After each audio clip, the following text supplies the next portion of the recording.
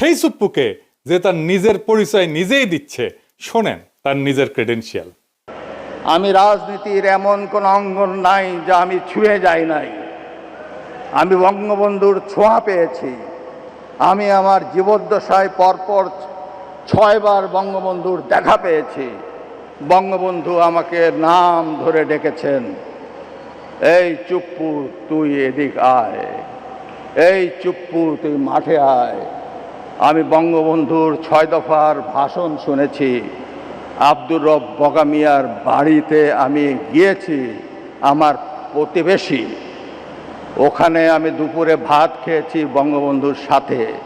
শুনিছেন কি বিশাল ক্রেডেনশিয়াল, মানে কার সাথে কই ভাত খেয়েছে সেটাও তার বড় যোগ্যতা। সোহরাওয়ার্দীর বডিগার্ড তারে কয়বার সুপ্পুকে ডাকছে সেটা তার বড় যোগ্যতা।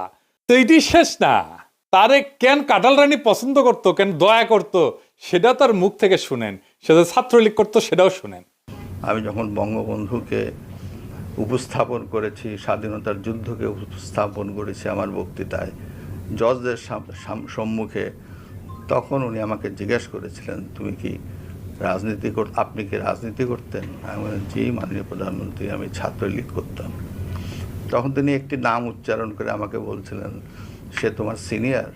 আমি তখন বললাম, মাননীয় প্রধানমন্ত্রী, সে আমার 10 বছরের জুনিয়র। উনি যাকে সিনিয়র লিডার মনে করতেন তারও আমি 10 বছরের সিনিয়র। এটা শুনে উনি অনেকটা আমার প্রতি তার দয়া সাগর হাত বাড়িয়ে দিলেন।